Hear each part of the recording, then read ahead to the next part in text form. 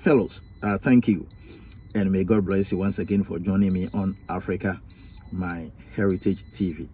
This, as usual, is your boy and your host, Kwame, the African child. Please, if this is your first time on this platform, please don't forget to hit on the subscription button to become part of this great platform. And please, after subscribing, kindly also hit on the notification bell icon to enable you to receive alert on all new videos that we are going to upload on this platform. And please, under this same video that you are watching right now, you are going to see a like button.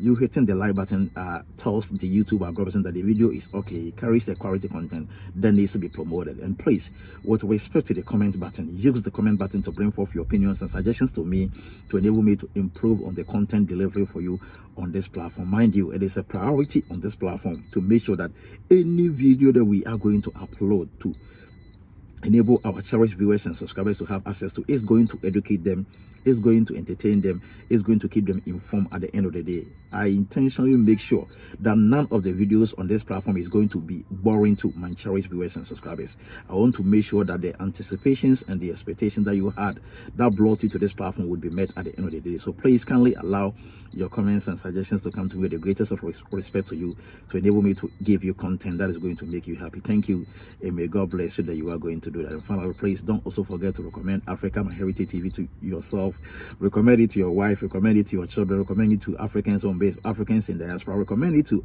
your colleagues at work and your colleagues at school. Thank you, and may God bless you that you are going to do that. Together, God bless Africa, God bless my country, Ghana, and overall, God bless the United States of America for giving us an opportunity that we never had in the African land. Thank you, America, and God bless America. So now, let's proceed and move straight to the video. So, like I said, I am in the state of Washington. You see, the United States has 50 states. There are 50 states in the United States, and I'm finding myself in one of the states called the state of Washington. And our capital city is called Olympia. Our capital city is called Olympia, and our economic city is called Seattle. The economic city of Washington State is called Seattle. Seattle is the most business-friendly city in the whole of the state of Washington. It is the most popular state in the whole of Washington. Is the most largest state, and it is the most largest city, and it is the city that has most of the business across the globe. It has most of the headquarters. You see, we can have the headquarters of Starbucks. I believe you know Starbucks. You see, who doesn't know of Starbucks? The cafe giant. They have their headquarters in the city of Seattle. Their headquarters is in the city of Seattle. And you also know of Microsoft. Who doesn't know of Microsoft? Bill Gates, the capital for Microsoft, is also in the city of Seattle. You see, and you know Boeing. Who doesn't know of Boeing? Boeing is the aircraft maker. They make airplanes. They make all the planes that you are seeing. Their competitor is the Airbus in France. I think Boeing is the largest aircraft manufacturer in the whole world. I'm talking about the commercial aircraft and the military aircraft. Boeing is the largest company in the whole world. They also have their headquarters in 3 cities in the state of Washington. They have their headquarters in 3 cities in the state of Washington. They are in the city called Everett. They are in the city called Renton, and they are also in the city called Seattle. So there's a lot of companies with all their headquarters in Seattle, and also Amazon. Amazon also have its headquarters in Seattle. There's a lot of companies. I don't have time to go through all this. So now let's move straight to the video. So one thing that I learned about America that made them to also receive my respect, that also increased my respect and honor for this country was that, you see, back in my country, Ghana, you see, the woman or the lady who is pregnant needs to be in labor before she can go to the hospital. Listen to the difference. Listen to the distinction. Listen to the comparison that I'm drawing. In my country, Ghana, with respect to women that are pregnant, or with respect to the duration for the pregnancy, a woman or a lady has to go through the period of 9 months. And in the period of 9 months, it is expected for her to deliver or give birth to his or her, to give birth to her baby, you see.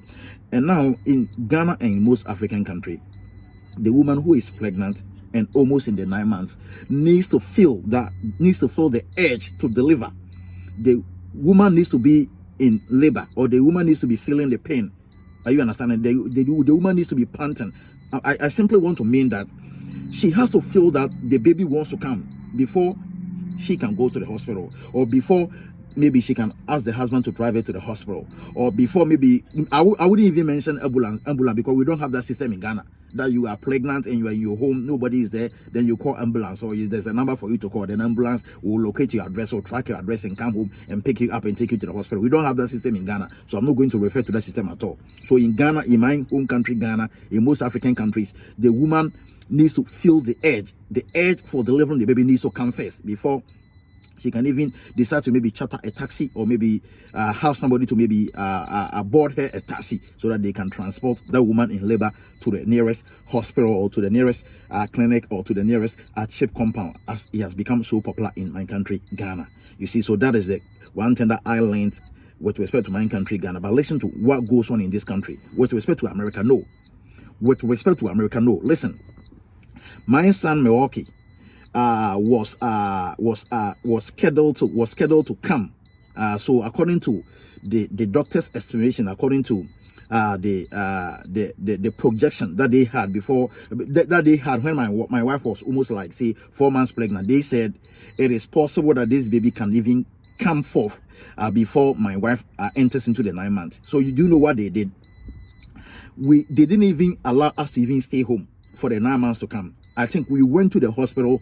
We went to the hospital 3 weeks before the 9 months. Listen, oh, we went to the hospital 3 weeks before the 9 months that my wife is scheduled to deliver, or that my wife is scheduled to bring forth the baby. We didn't wait for the 9 months to come. We never waited for my wife to feel the urge to deliver the baby. We never waited for my wife to be feeling the pain, my wife to be panting that I want to give birth, I'm feeling like the baby is coming, before we are going to rush my wife to the hospital, or before we are going to call 911, before we are going to call the ambulance, or before we are going to call the police. No, they admitted us into the hospital. They admitted us in 3 weeks before my wife entered into the 9 months. And listen, when I got to the hospital, I cried. My goodness, I cried. I'm just an ordinary African. I was born in Ghana. I'm a proud Ghanaian. I'm a proud African. I am not from America. I immigrated from Ghana to America. My wife is also a Ghanaian. She also immigrated from Ghana to America. We are all foreigners on this land. And we met here. We have married. We met here. We've been able to produce a baby. We've been able to bring forth a baby, and we want to deliver the baby. And I was surprised. I was amazed. I was taken aback. I was overwhelmed with the reception they gave us. So that particular reception they gave me and my wife, I told my wife at that occasion. I told my wife instantly. I even said it to my wife in the presence of the nursing officer who was there. I said, if 1% of Ghanaians receives this reception that the Americans are giving us here in the state of Washington, in USA here, in my own country, Ghana, women are going to give birth like a rabbit. I told my wife instantly. I told my wife in the presence of the nursing officer that we have not even entered the hospital yet. We are about to enter the hospital. We are within the hospital reception. We are within the hospital entrance.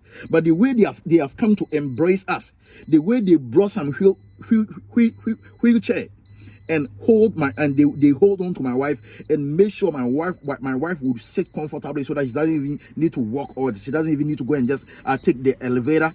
And they need to make sure that they're going to push her, the way they welcome us, the way they were happy, they were laughing at us. I told my wife there, in the presence of that nursing officer, that this reception that we have received, if most Ghanaian women receives maybe say 1% of this reception in the local hospitals, if most Ghanaian women receive 1% of this reception in the clinics and in the church compounds in Ghana, Ghanaian women are going to give birth to children like rabbit. You know, rabbit or pigs, they give birth to a lot of children.